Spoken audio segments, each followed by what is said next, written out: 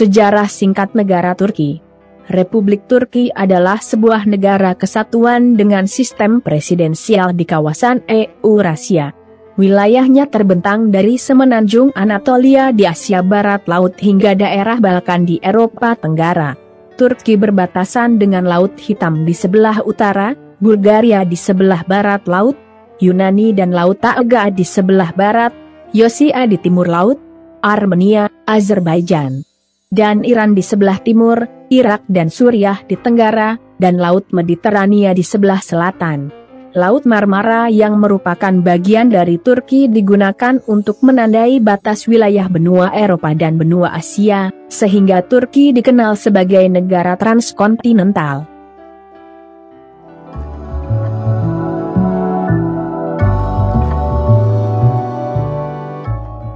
Bangsa Turki mulai bermigrasi ke daerah yang dinamakan Turkis pada abad ke-11. Proses migrasi ini semakin dipercepat setelah kemenangan Kesultanan Seljuk melawan Kekaisaran Bizantium pada pertempuran Manzikert. Beberapa beylik, Emirat Turki, dan Kesultanan Seljuk RM memerintah Anatolia sampai dengan invasi Kekaisaran Mongol. Mulai abad ke-13, beylik-beylik Ottoman menyatukan Anatolia dan membentuk kekaisaran yang daerahnya merambah sebagian besar Eropa Tenggara, Asia Barat, dan Afrika Utara.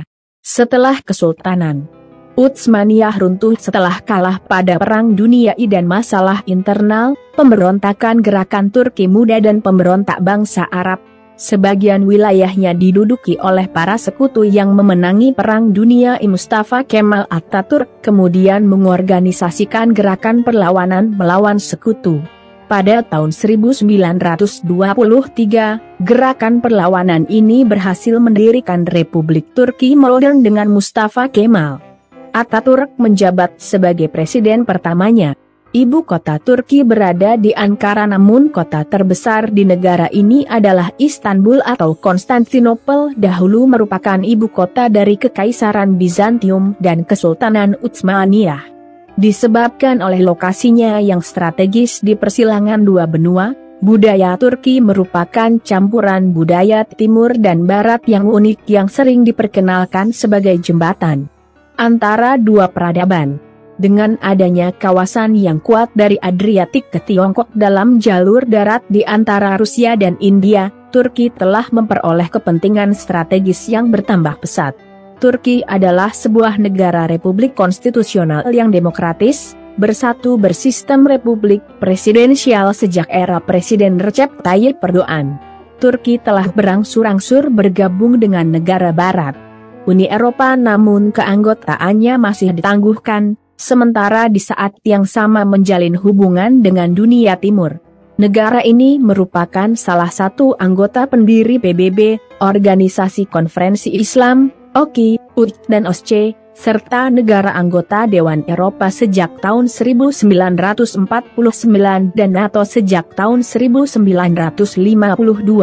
Sejak tahun 2005, Turki adalah satu-satunya negara Islam pertama yang berunding menyertai Uni Eropa. Setelah merupakan anggota koalisi sejak tahun 1963, Turki juga merupakan anggota negara industri G20 yang mempertemukan 20 buah ekonomi yang terbesar di dunia. Sejarah penaklukan Konstantinopel, sekarang Istanbul, Turki, adalah sebuah peristiwa besar yang mengguncangkan timur dan barat. Penaklukan Konstantinopel dilakukan Turki Utsmani di bawah kepemimpinan Muhammad Al-Fatih atau Sultan Mehmed II.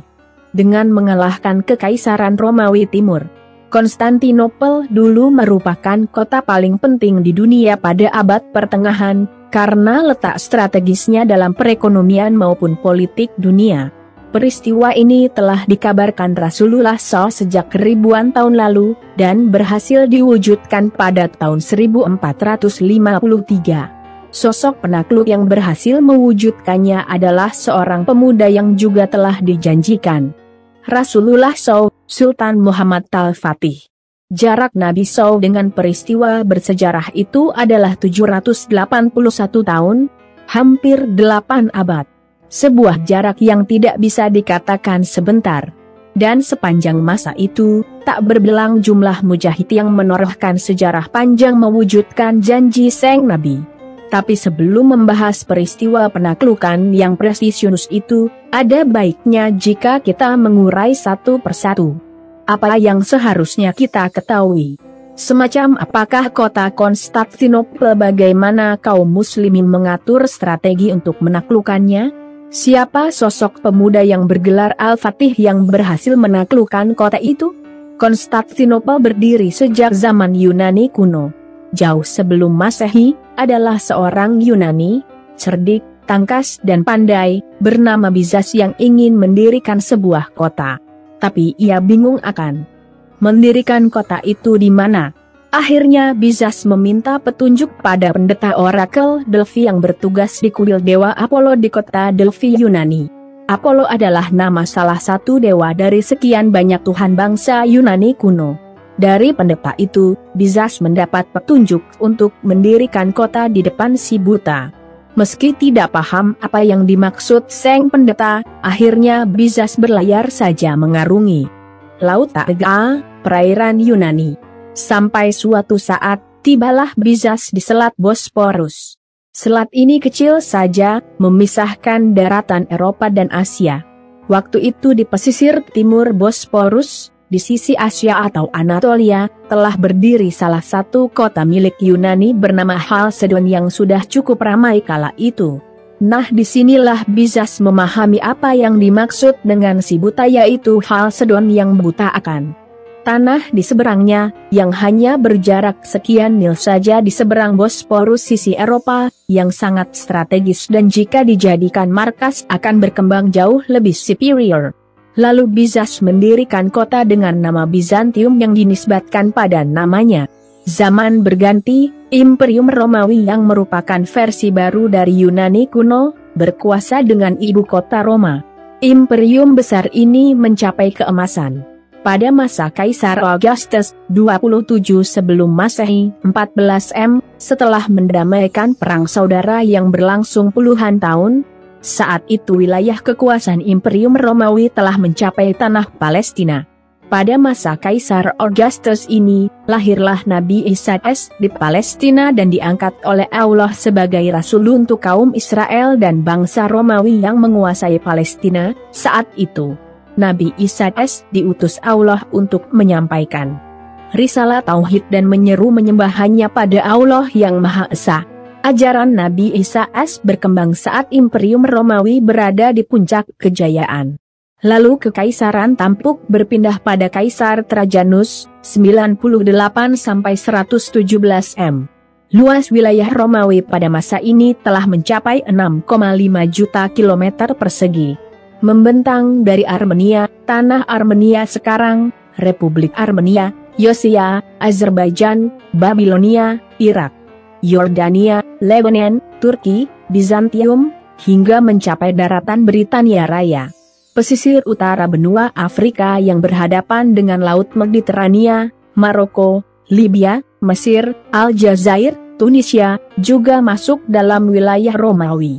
Sejarah mencatat, Kaisar Trajanus adalah kaisar yang kejam. Kaisar yang beragama pagan, menyembah dewa-dewa, ini bertindak bengis pada para pengikut ajaran Nabi Isa yang mengesahkan Allah. Para pengikut agama tauhid dan tidak mau menyembah dewa-dewa diintimidasi bahkan dihukum mati. Pada masa Kaisar Trajanus inilah diperkirakan hidup sekelompok pemuda yang teguh memegang ajaran tauhid dan dikejar-kejar rezim diktator Trajanus dan bersembunyi di sebuah gua. Mereka tertidur di gua itu dan baru dibangkitkan oleh Allah 309 tahun kemudian pada masa Kaisar Theodosius II, hanya Allah yang Maha Tahu. Para ahli sejarah bisa berselisih pendapat. Sekelompok pemuda ini tercatat dalam Al-Quran dengan sebutan Ashabul Kahfi. Pada saat tampuk kekaisaran dipegang oleh Kaisar Konstantinus I dengan gelar Konstantinus yang Agung, 306-337 M, sang Kaisar melihat bahwa lokasi kota Bizantium sangat menarik perhatiannya. Kaisar Konstantinus Agung lalu membangun ulang Bizantium dan memindah ibu kota Romawi dari Roma ke kota itu. Lama-kelamaan Bizantium menjadi Konstantinopel, kota Konstantinus. Kaisar Konstantinus inilah yang menjadikan agama Nasrani sebagai agama resmi negara. Pada tahun 325 Sang Kaisar menghimpun 220 uskup di Nicea. Perhimpunan konsili ini mengutuk paham Tauhid Arius dan mengumumkan kredo anti-Arian. Arius, 256–336 adalah tokoh Nasrani yang hidup di Alexandria, Mesir dan selalu teguh memegang prinsip Tauhid seperti yang diajarkan Nabi Isa. Dalam konsili ini pula diterbitkan SK pengangkatan Yesus sebagai Tuhan yang ditandangani oleh 220 uskup tersebut dan didukung Sang Kaisar. Sejak saat itu Yesus resmi menjadi Tuhan dan pengikut Nabi Isa yang masih murni, yang meyakini bahwa Allah adalah Tuhan yang esa sedangkan Yesus atau Nabi Isa adalah utusannya, menjadi musuh negara. Lalu pada tahun 379–395 tepatnya pada masa pemerintahan Kaisar Theodosius atau Theodosius Agung membagi Imperium Romawi menjadi dua untuk kedua putranya, yaitu Romawi Barat beribu kota di Roma dan Romawi Timur yang beribu kota di Konstantinopel. Dalam perjalanannya, Kekaisaran Romawi Timur lebih berumur panjang daripada Kekaisaran Romawi Barat. Secara mengenaskan, Kekaisaran Romawi Barat jatuh di tangan suku Ostrogoth yang dipimpin Odoaker pada tahun 476 Odoaker menundukkan Kaisar Romulus Augustus, Kaisar terakhir Romawi Barat, dan mengangkat dirinya sebagai Raja Italia. Sedangkan Kekaisaran Romawi Timur terus berkuasa. Hingga pada saatnya pada tahun 1453 jatuh ke tangan kaum muslimin. Jadi, sebagai ibu kota Imperium Romawi, Konstantinopel adalah kota penting dan menjelma menjadi kota metropolitan sejak dahulu kala. Kota itu juga menjadi salah satu kota utama dalam jalur sutra. Itulah mungkin sisi lain, mengapa Rasulullah SAW menyemangati kaum muslimin untuk menaklukkannya demi kejayaan Islam. Terima kasih sudah menonton. Jangan lupa untuk like, comment, share.